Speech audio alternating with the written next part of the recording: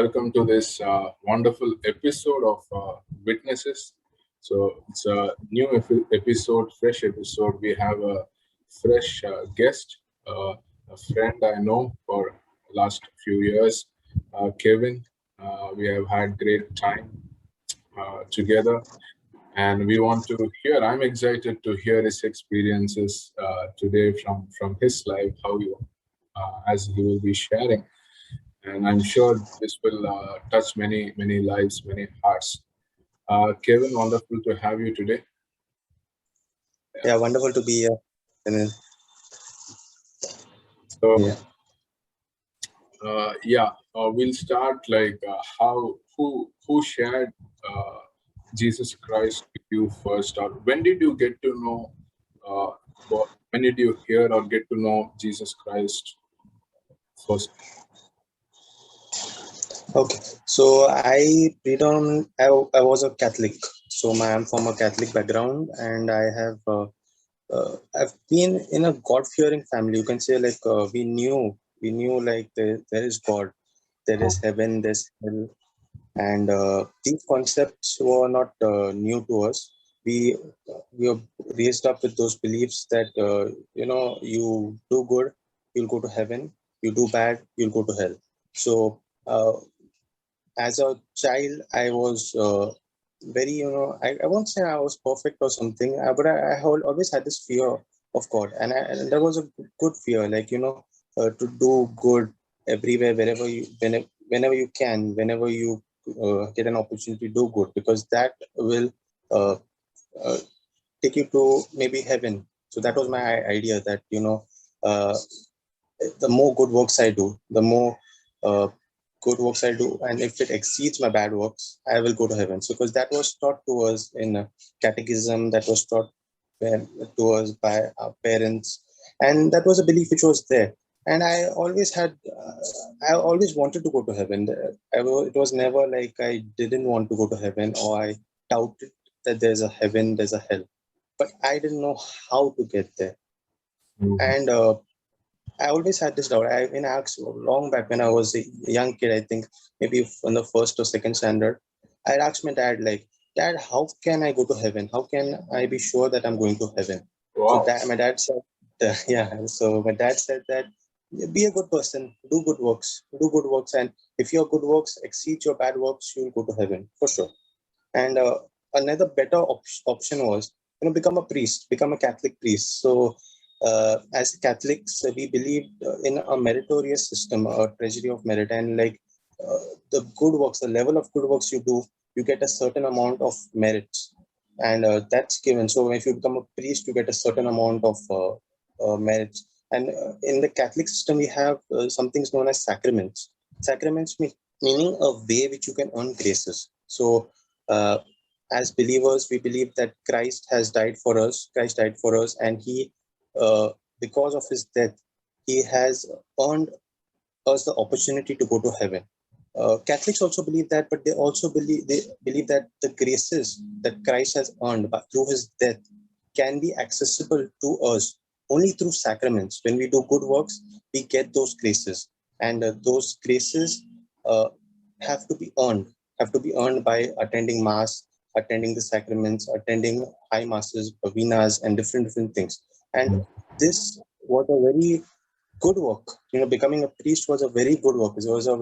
Uh, it was a work that would see you go to heaven. So I was, very glad by hearing this, and I had made up my mind. I'm going to become a priest because that's going to, give me assurance of salvation. That's going to see my name written in heaven. And what This more was do I want? this was in your school days. You made up Uh, your mind yeah, to be a priest. I was very young, maybe in the third or fourth standard, something like that.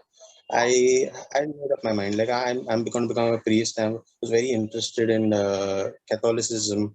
I was very interested in novenas. We used to have novenas. We used to on in September we used to go put gallons with flowers and have a devotion to Mary, to Virgin Mary. We used to call her Virgin Mary because the Catholic Church believes she died perpetually virgin.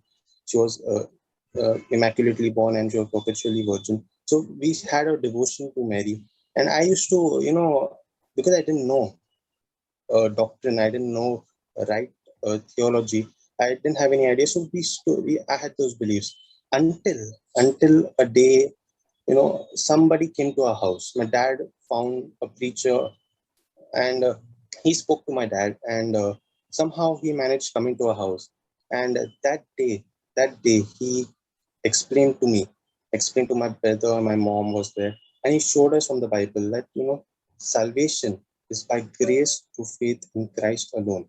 When we believe, we as sinners believe, put our faith, our trust, our hope for salvation in Christ alone. When we believe in the atoning sacrifice. What is atoning sacrifice? With that Christ died for us, and his blood has cleansed us and washed us from all our sins.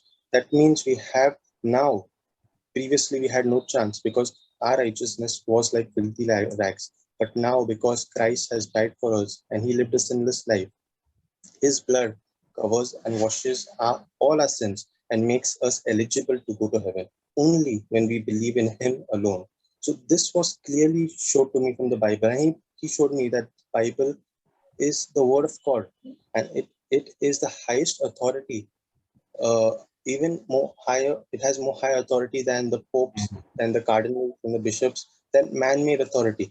So in the Catholic Church, it was not so. The Catholic Church views the Bible as authority, but the the popes and the cardinals and the magistrate are of a higher authority. So whatever the magistrate says is binding on the Bible. So it's not that the Bible decides what the church preaches; it's the church which decides what the Bible has to say.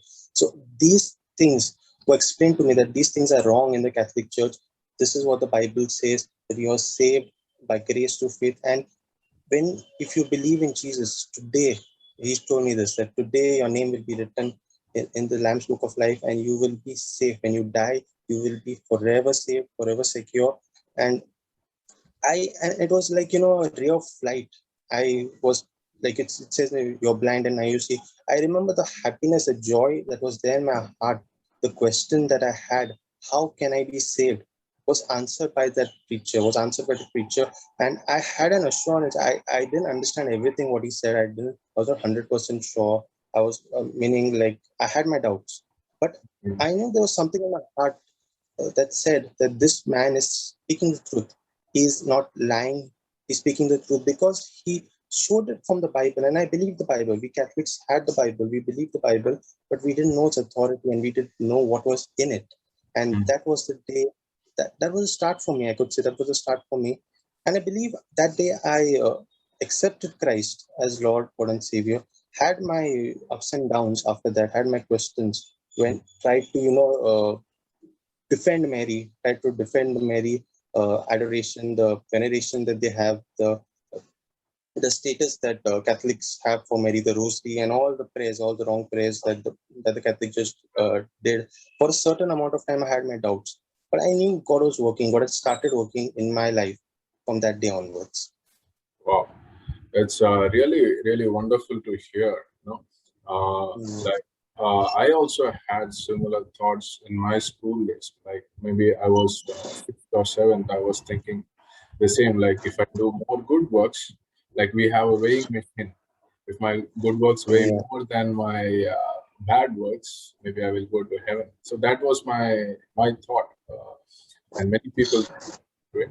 And it is wonderful that how God can work these things in someone who is studying in a school at third standard or fourth standard, asking their father, Papa, how can heaven in such a small place? Like God does that work. Like, and when people are thinking just about studies, how I study, how I play in school days, thinking about God, going to heaven, these are thoughts which can only God can put in our hearts.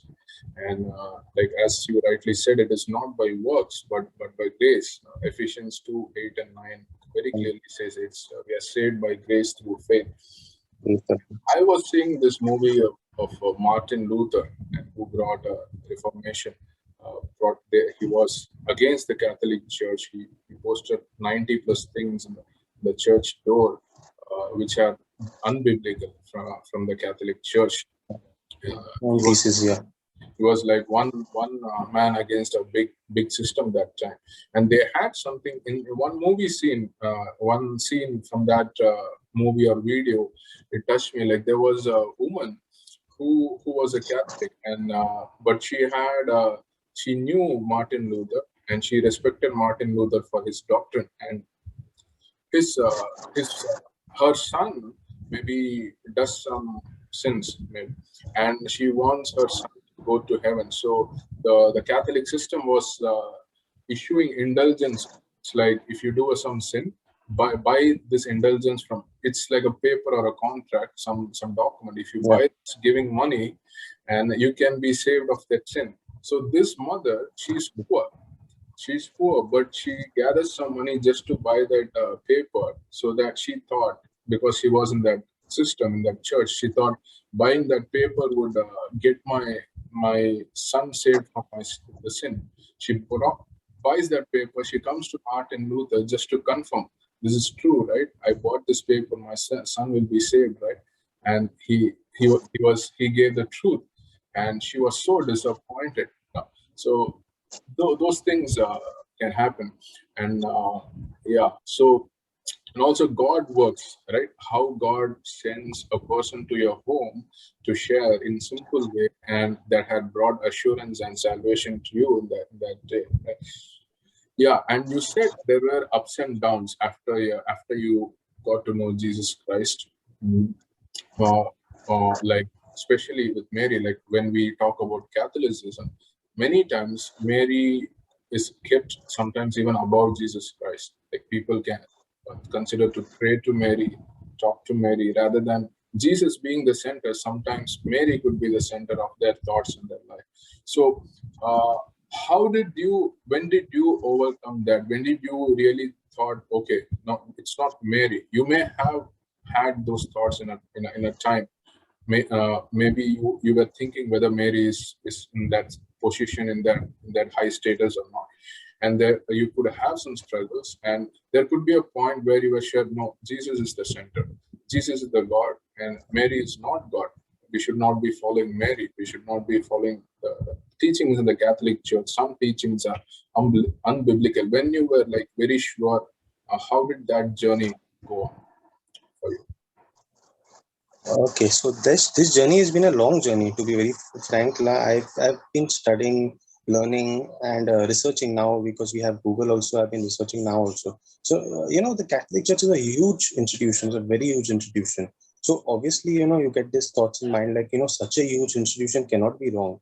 Cannot be wrong. So there must be something they're holding on to. Why do they say that Mary was born a virgin? Mary died a virgin. She didn't have any kids. When the Bible says contrary, the Bible says that she had children. The Bible never says that she was immaculately born. Immaculately born meaning as her mother Anne, the Catholics call her Saint Anne. So she was. She also conceived Mary as a virgin, like how Mary conceived Jesus as a virgin. The same way, Mary was conceived a virgin without original sin.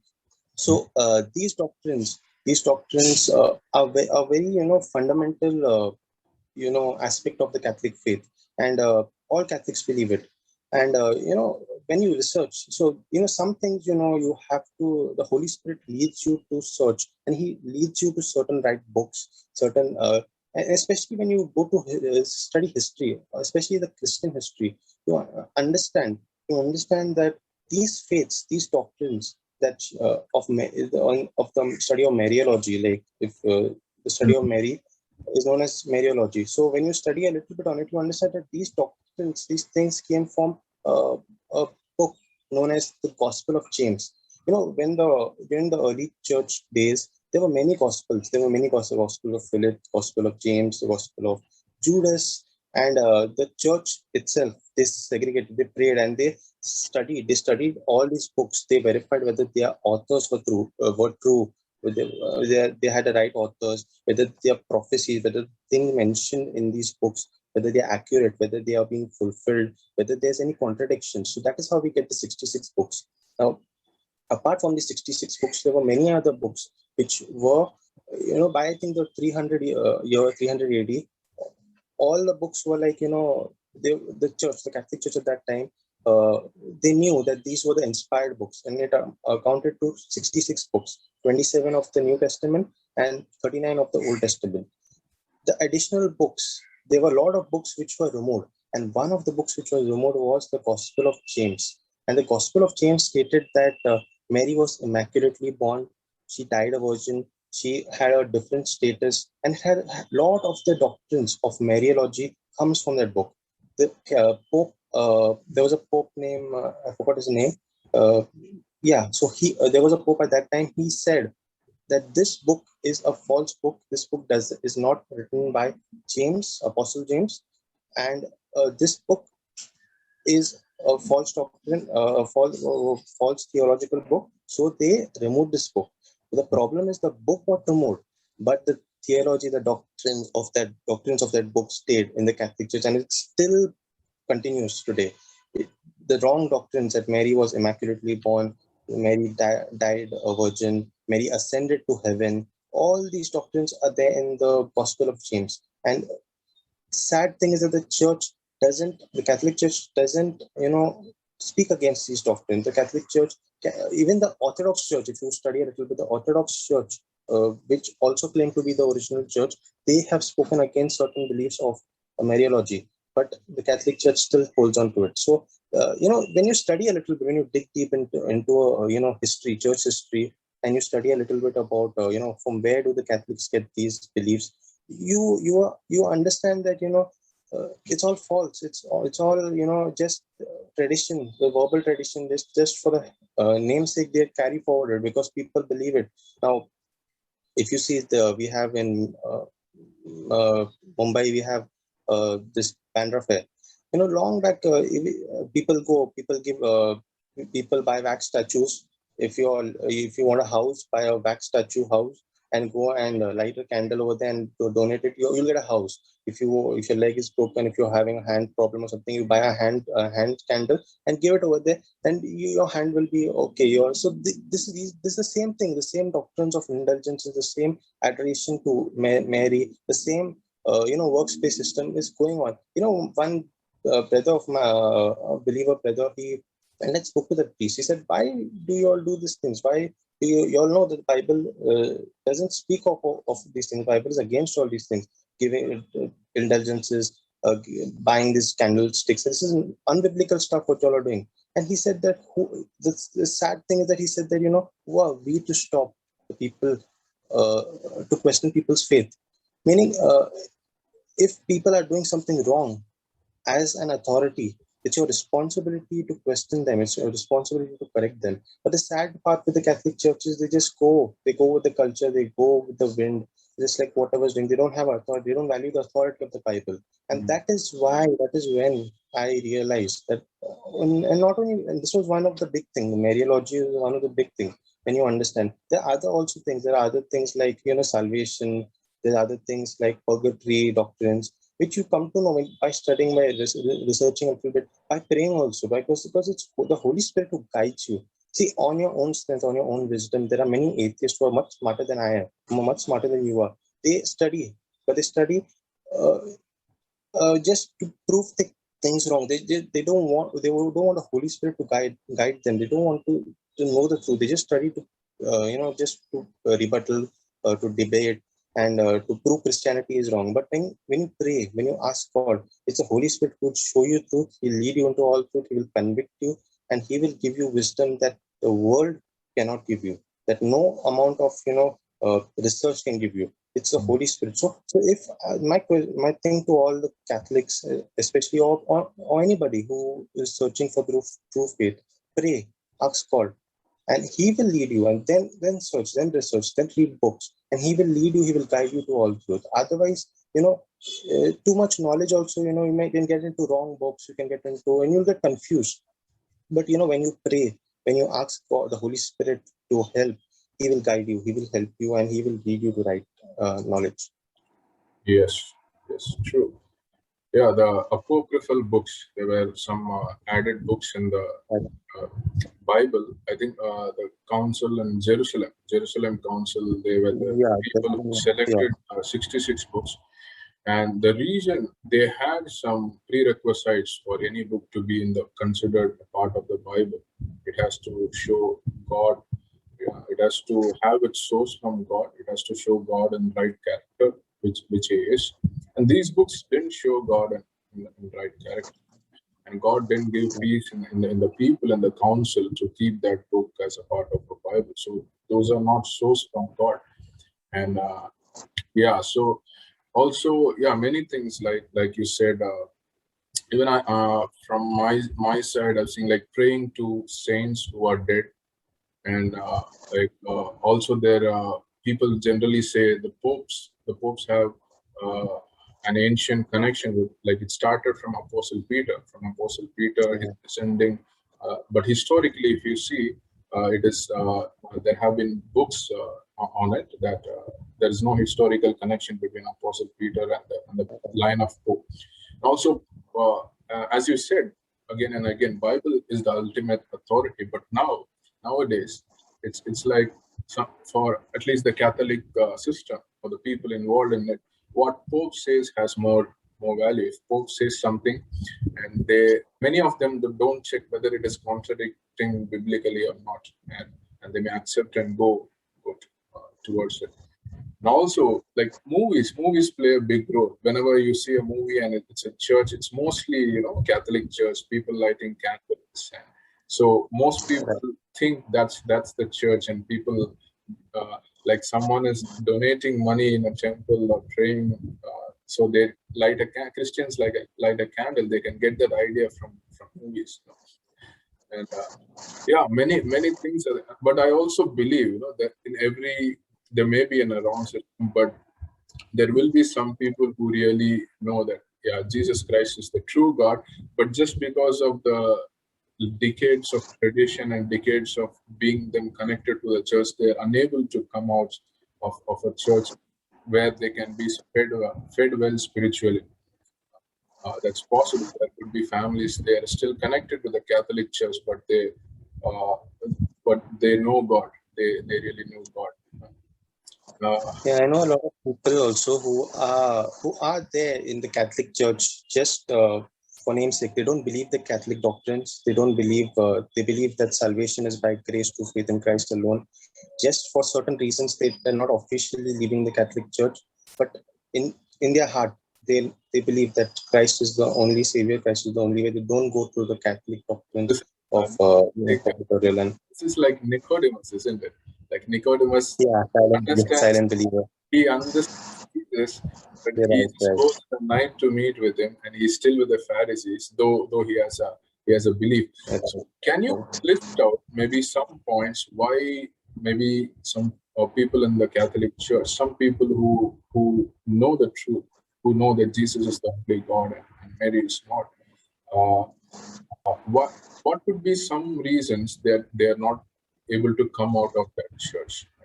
Few points you can list out. Okay, so one point, as you said, like Nicodemus. So the same way it could be today, because Catholic Church has a lot of people, and it's like a community. So like even when we stay, like it's a community. Even in our village, it's like a community. The entire village is Catholic. The entire area is Catholic. So when you leave the Catholic Church for whatever reason it is, you're leaving the entire community. They all look down on you. So people don't like the same thing for Nicodemus. If he left Judaism, people would have looked down on him. And he was at a high post in Judaism. He was at a high rank. So if he would have left Judaism, people would have, he would have to, bear the insults, bear the rejection of people. So rejection is one point. Second point is like, maybe they don't yet understand. They have lack of knowledge. Some are taught wrong doctrines. They are made to believe. See, the one point which the Catholics always stress on is that Catholic Church is the founding church. Church was founded. The church that Jesus founded was the Roman Catholic Church. But my answer to that is, I agree. The Orthodox Church all have this claim. The Coptic, the Egyptian church have this claim. There are some, lines of, there are some Methodist church and some Baptist church also would say that we are the unadulterated church. We also have a claim to the apostles. So, okay, my answer to the Catholic Church is that the doctrines of the early church and your doctrines today is totally different. The rosary which you all got from apparition of Mary.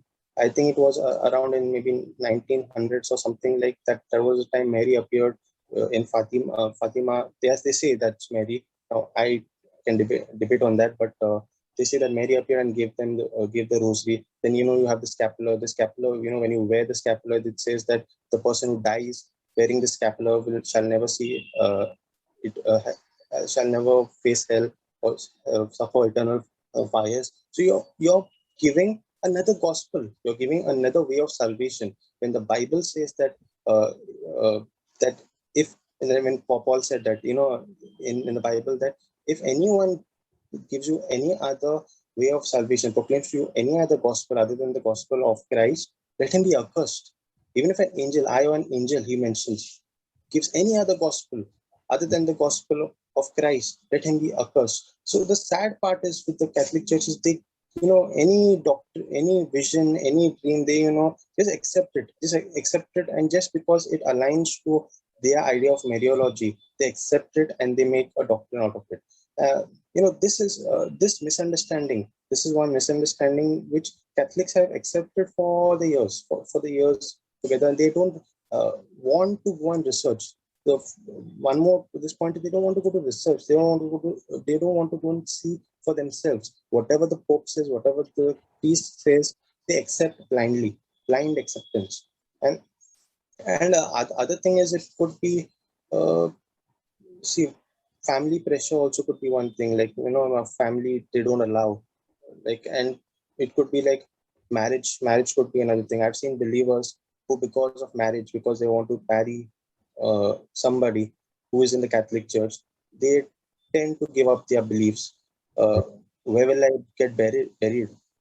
Some Catholics have that, because they think that only the Catholic church has burial grounds, has they have seven sacraments or matrimony.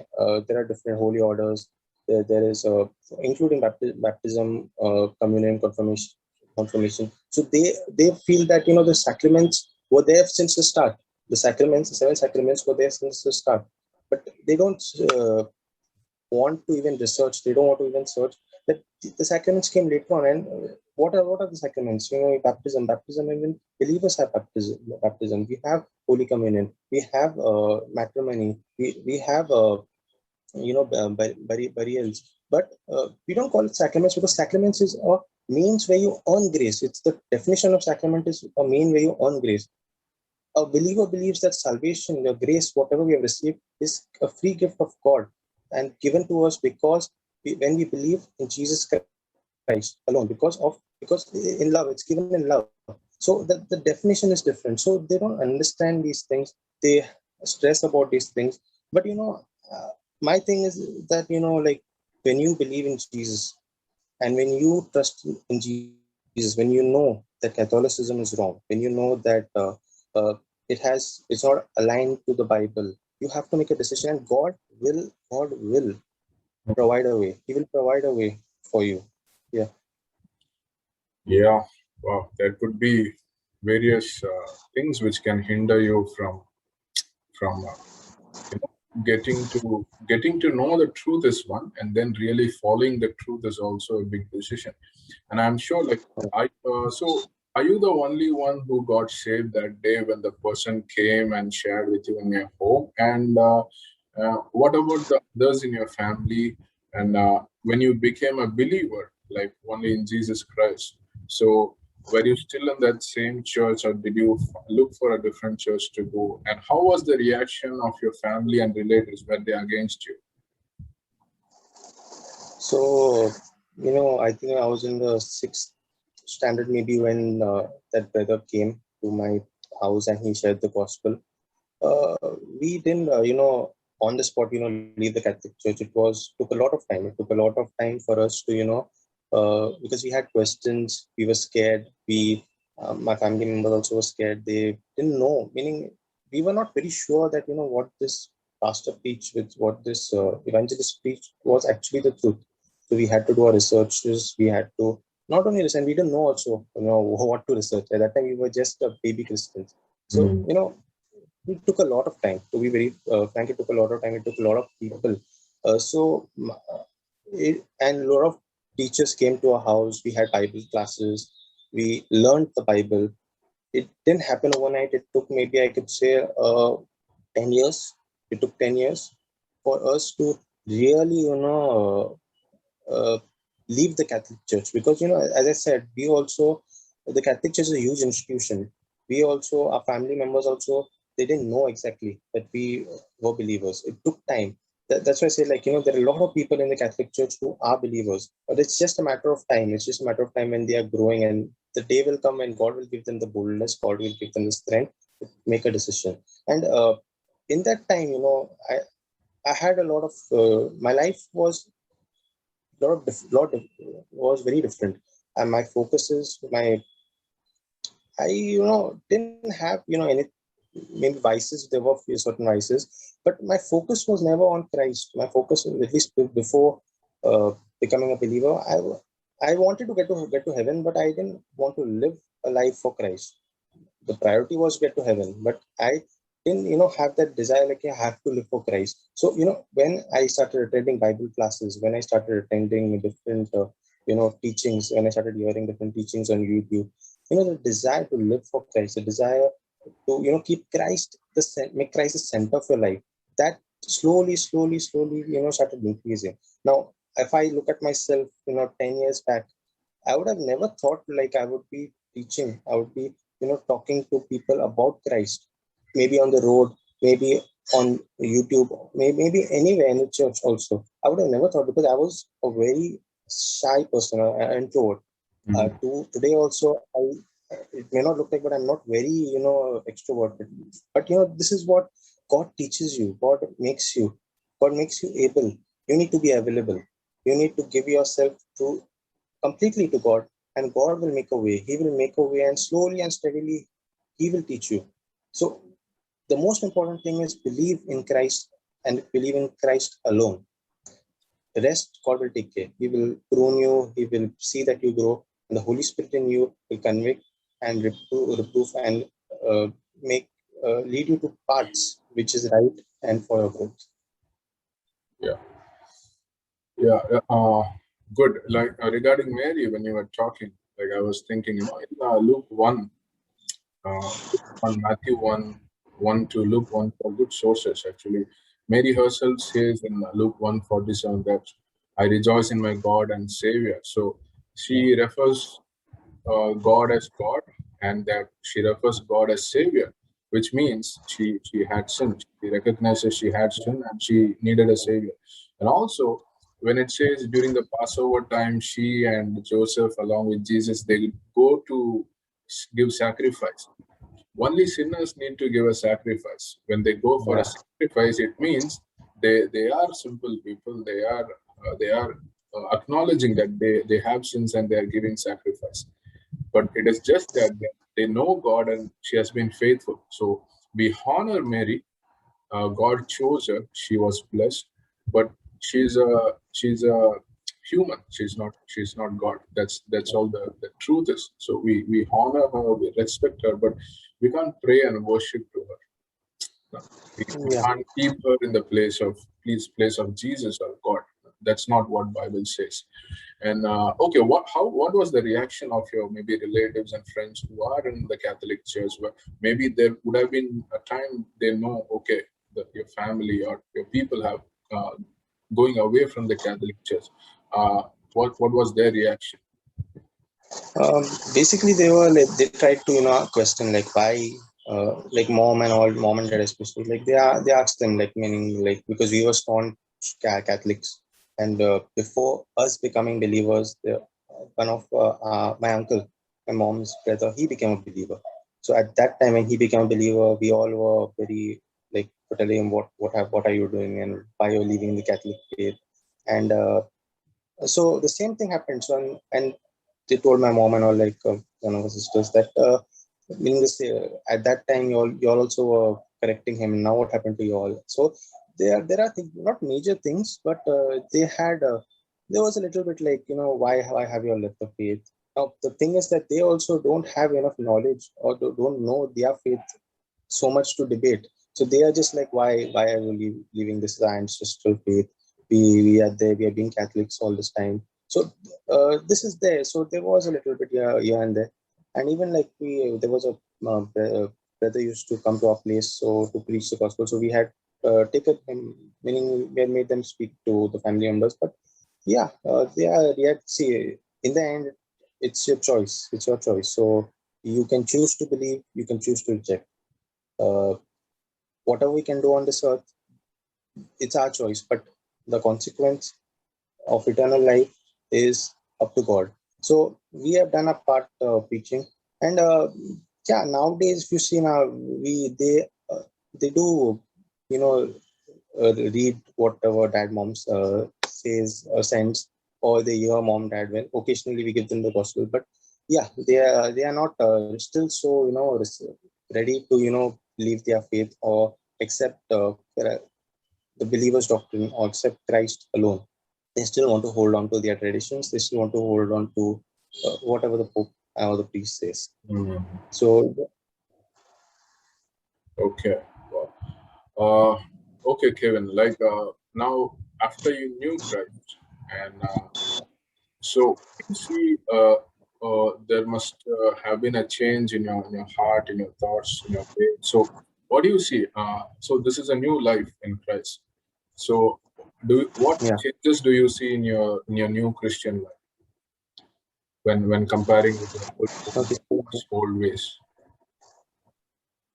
okay. When I was young, when I didn't know Christ, I was very insecure. To be very frank, I was very insecure about the future. Very meaning, like I cannot even think now that I was that person. So insecure that I didn't know what was going to happen in the future. I was about the future, about my capabilities, about my weaknesses. I was just obsessed with my weaknesses. To be very clear, friend, I was very obsessed with my weaknesses that caused me to fear and have uncertainty about future, be it about my, the job that I'll do in the future, be it about anything, whatever was going to happen in my life. I was always scared. I was scared to even when I was as in school. I was so scared that I don't know whether I would pass and go to the next year. I was really very fearful. Along with that, there was another fear that was of salvation, about going to hell, going to heaven, and that fear, really paid a lot of, give me I should not enjoy life. Actually, I should not have that happiness. There was no happiness, there was no joy. I was just, things were going for the heck of going. I was just going on. But the day I accepted Christ, there was a sense of, joy. There was a sense of, I have a future. I have somebody. I have my God who who's there for me. I have somebody I can cry out to. I have somebody I can call out to whenever I'm in need, whenever I am suffering, I'm in some pain, in some problem, in some situation where I don't know how to come out of. I cannot come out of it. I've tried everything, but I don't know how to get over it.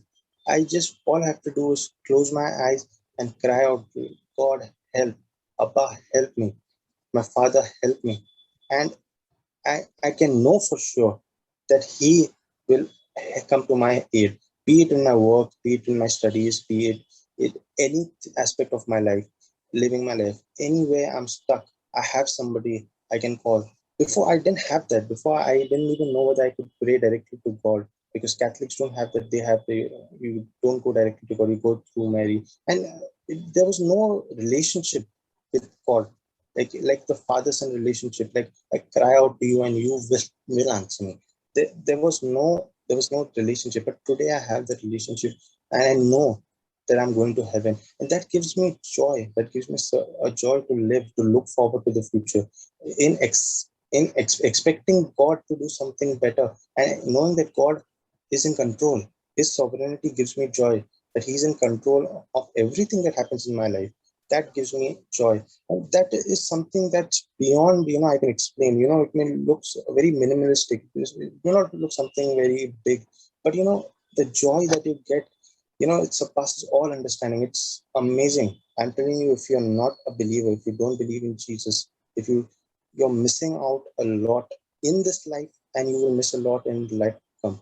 The joy, the relaxation, the peace of knowing that somebody is there for you, that you have a God who runs this universe. You have a God who has created this universe for you on your side. And you know that that that thought, gives joy, and gives me a hope to live every day. Mm. Yeah, wonderful. Uh, okay, now I know that you are doing Bible classes and you are also involved in sharing Christ with people, evangelism in different ways. So, um, okay, so when you encounter a Catholic person, so uh, and like how do you go about it? What do you talk to them when you evangelize a person who is from a Catholic background? Okay, so first thing, my first question to them would be, are you saved? Do you know for sure that you are going to heaven if you die today? This question is a bouncer. So I'm telling you, you go to any Catholic person, you ask this question, just straight on ask this question, the answer will be, I don't know, maybe, or no. So because they don't believe in assurance of salvation, they don't believe that Jesus is the only way. And when you believe in Jesus, your name is written in Lamb's Book of Life. They don't believe this. They believe in a works-based system. They believe that they may go to purgatory. So this is the first thing that I ask them: that are you sure you're going to heaven? And according to the response, mostly it is no, or maybe I don't know. And then I present to them the gospel that Jesus said in the Bible that if you believe in me, you have eternal life. And then I tell them that we all sinners because of Adam. Because of Adam, we all died. Because Adam sin, because of Adam's sin, we all are going to die and going to were destined to go to hell. But Jesus came down. Jesus was God. He was perfect. He came down and he died in our place. He took all our sins, all our punishment that we had to, go through.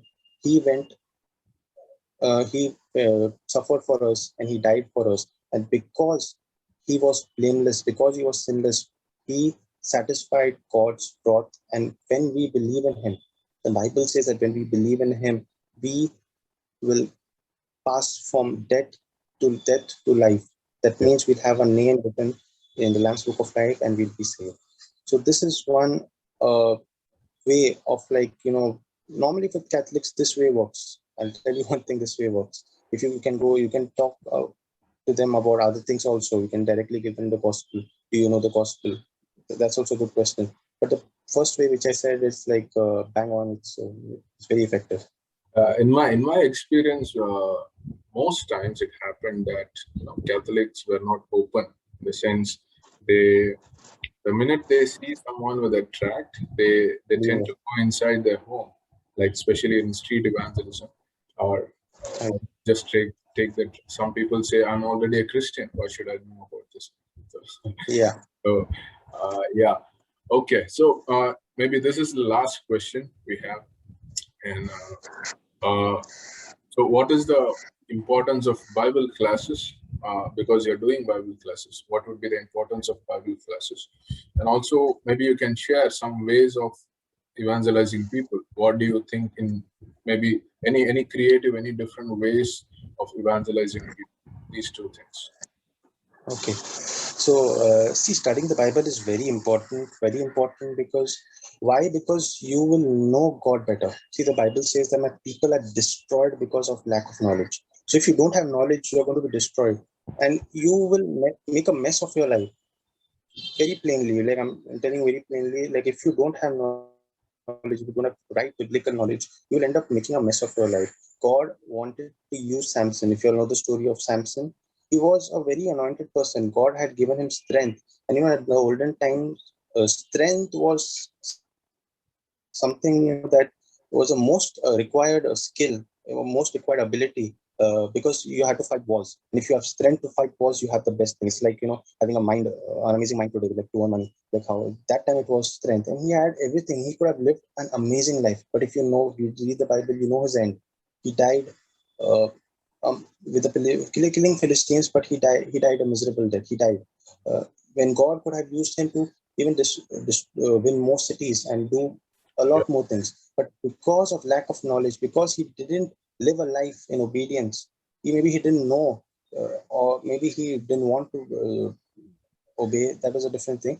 But lack of knowledge causes you to ruin your life. And when you study the Bible, when you uh, know the truth, you know, the, these things help you.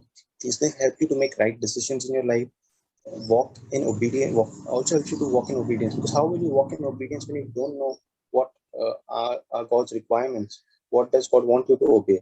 So it's very important. And also it's important for you to avoid, there are maybe many doubts which come in your mind, like when you don't know uh, the Bible, many doubts will come in your mind. Many people, when you meet on the street, they may ask you certain questions. You need to know those answers. You need to know what to tell and how to answer.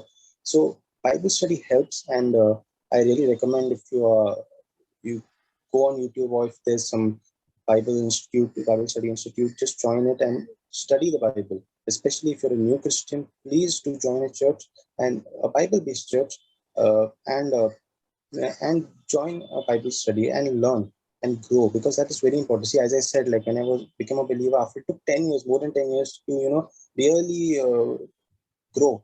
And it's very important. You cannot stay a baby Christian in your life. You have to grow. Paul says grow in the Bible. He tells the Corinthian church, you shouldn't be feeding on milk now. You should be move on to meat. You should grow. And Paul wants us about growth, because then you're walking in disobedience. You're not living the life that God called you and God wants you to live. So spiritual growth is very important. How will you grow spiritually? When you are associated with believers and when you're learning right doctrine, like through Bible study. So it's very important. Bible study is very important. And the second question that you asked was uh, Ways of innovative ways of, different ways of yeah, evangelism. ways of evangelism. So that see, for me, one of the very one of a good way which I see nowadays is through social media. Because you know what, now I'm working in a company. I work for a software company, and I cannot go openly go and share my faith. I cannot go and tell the boss, or I cannot tell my colleague who's sitting there about the gospel, or about Jesus, or what uh, you know the gospel means to me. Because then there are certain implications, there are certain rules, and there are certain protocols in the office. But when you have, suppose, WhatsApp, when you put statuses on WhatsApp, they are bound to read it. Now, if they accept it, they reject it, that's up to them. But Yeah. they are bound to read it, and they're bound to know something about the gospel. They're now bound to know the gospel. Maybe on Instagram, maybe on Facebook, you can add them as friends, and you can share something, and they are bound to read it.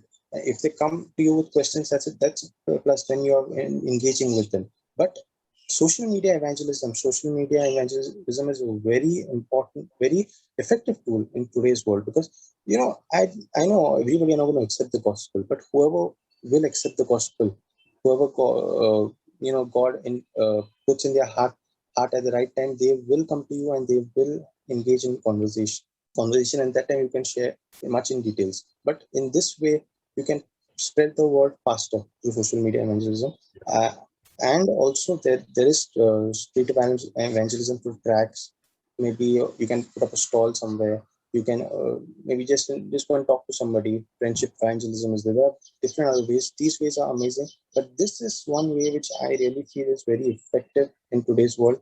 You can let the world know what you think about Christ, and you can let the world know about the gospel in a faster way. You can connect in a faster way to many people, because many people are there on social media platforms like Facebook, Instagram, Twitter, etc.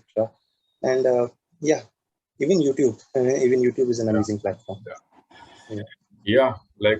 Like Jesus did one-to-one personal, and we are in a time where people are inside homes and you can't meet Right. people in the street. everything, work and education has become online. And WhatsApp, YouTube, Facebook, Twitter, even LinkedIn, this could be Mhm. used to share the truth. And wow. uh, so maybe lastly, do you have any, I'm sure, like God, there could be instances where God protected, or that we were in a bad situation and something happened which is unusual, and we see, okay, God did this thing. Like, you have any testimony to share, like maybe in a Uh, bad situation and it- God brought you out? I'll share with you a recent testimony, like specifically this week only. Uh, in my job, it was there was a certain project which I was handling, and it was really tedious. The client was really behind me, and like it was like unachievable tasks. They were unachievable tasks. Like I knew I could not do it in this certain span of time, and I was struggling. Honestly, I was struggling with that. And this one day I just decided, like, I'll just pray about it. I just pray about it. So that morning, i I think it was Friday morning. Yeah, Friday morning I prayed about it, and I wanted to complete the things by Saturday, or give something. I had planned, like, at least, or it's not possible, I'll do it somewhere on Monday or something. And I prayed. I just said, Lord, just help me out on this. I cannot do this. It's not possible with me to do. It's not possible for me to get this thing going.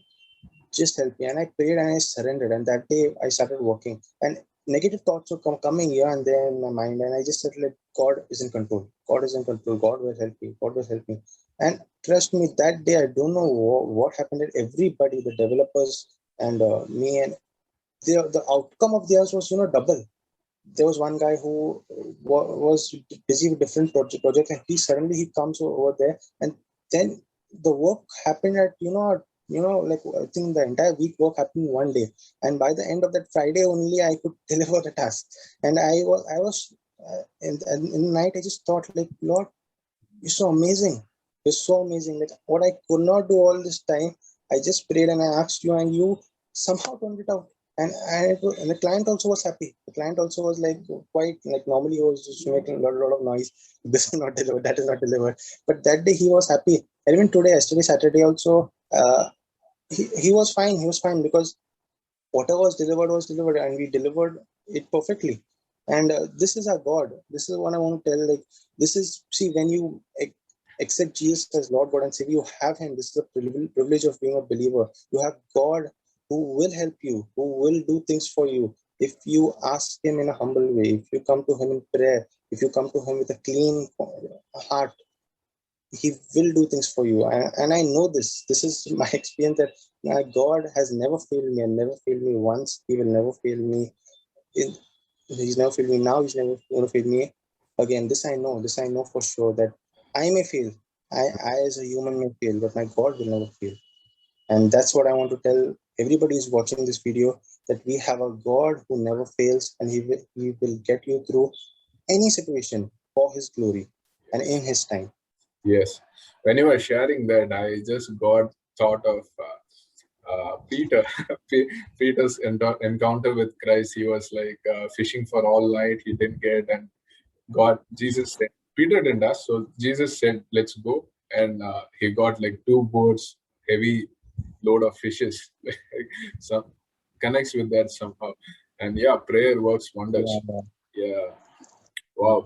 I just want to say a disclaimer. We are not against any Catholic people, and whatever we discussed was just the truths which we have understood and experienced. We are just sharing and presenting this truth.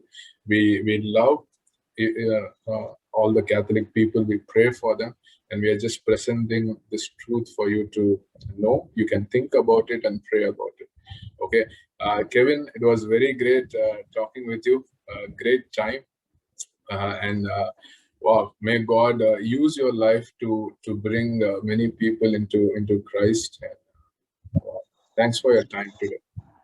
Yeah, thanks, Lennon, a lot for inviting me to this show, and really enjoyed today. Thank you. Thank you for all who are watching, and we will soon connect with another fresh episode. God bless you.